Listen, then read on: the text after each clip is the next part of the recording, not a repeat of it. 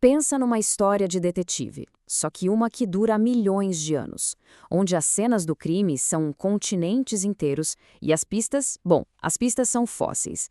É exatamente essa investigação que a gente vai fazer hoje para desvendar um dos maiores mistérios do nosso planeta: por que cada ser vivo está no lugar onde está. Então, tudo começa com esse enigma aqui. Uma pergunta que, olha, parece não ter resposta. Como é que os mesmos fósseis de répteis, bichos que viviam em terra firme, foram parar tanto na América do Sul quanto na África? Eles não sabiam nadar no oceano inteiro. A resposta para isso é simplesmente sensacional e, pode acreditar, muda o jeito que a gente enxerga o mapa do mundo.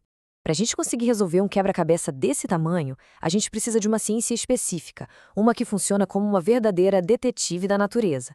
Ela junta pistas espalhadas pelo mundo todo para contar a grande história da vida na Terra. E essa ciência tem nome, é a biogeografia.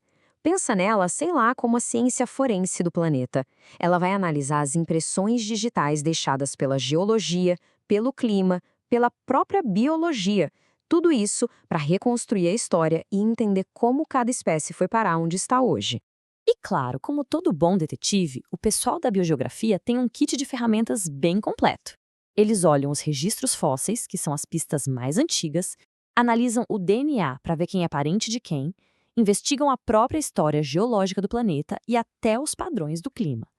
Com tudo isso em mãos, eles começam a montar o caso. Ok, então, depois de juntar todas essas pistas, os cientistas perceberam uma coisa. Essa distribuição maluca da vida pelo planeta, no fundo, ela se resume a dois mecanismos principais. São duas grandes explicações que dão sentido a tudo que a gente vê hoje. E esses dois mecanismos são bem diferentes um do outro. De um lado tem a vicariância. Pensa assim, o chão se move, o continente se parte no meio e pronto. Uma população de bichos que vivia ali, tranquilamente, acaba sendo separada. Do outro lado tem a dispersão. Aí é o contrário. A própria espécie se move. Ela migra, ela atravessa barreiras para achar um lugar novo. E o maior exemplo de vicariância que existe é, sem dúvida, a quebra da Pangeia. Olha só essa história. 200 milhões de anos atrás, era tudo um bloco só de terra. Aí, esse supercontinente se partiu em dois, Laurásia e Gondwana. E depois, a própria Gondwana continuou se quebrando, separando o que hoje é a América do Sul e a África. E o que aconteceu? Aqueles fósseis do nosso mistério foram junto, como passageiros. Tá vendo? O caso começa a fazer sentido. Já a dispersão é a outra história. Se na vicariância a vida é tipo um passageiro que é levado junto com o continente, na dispersão ela é a protagonista da viagem. Pensa nos nossos próprios ancestrais saindo da África e se espalhando pelo mundo.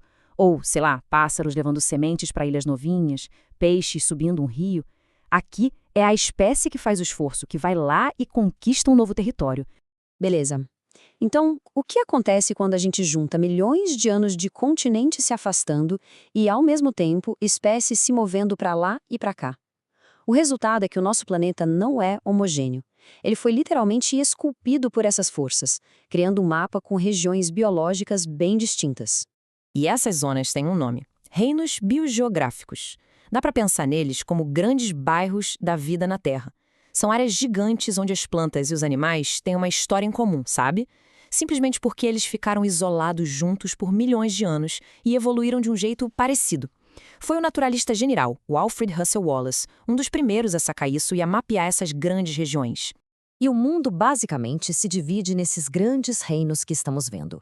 Por exemplo, por que os bichos da África, do reino que chamam de etiópico, são tão diferentes dos da América do Sul, o neotropical? Simples. Milhões de anos de um oceano no meio. E cada reino conta uma história única. Pensa na Austrália, com seus marsupiais. É um capítulo completamente à parte na história da evolução. Mas o que define as fronteiras desses reinos? Barreiras. Barreiras gigantescas. Algumas a gente consegue ver hoje, como o deserto do Saara ou a cordilheira do Himalaia. É quase impossível atravessar.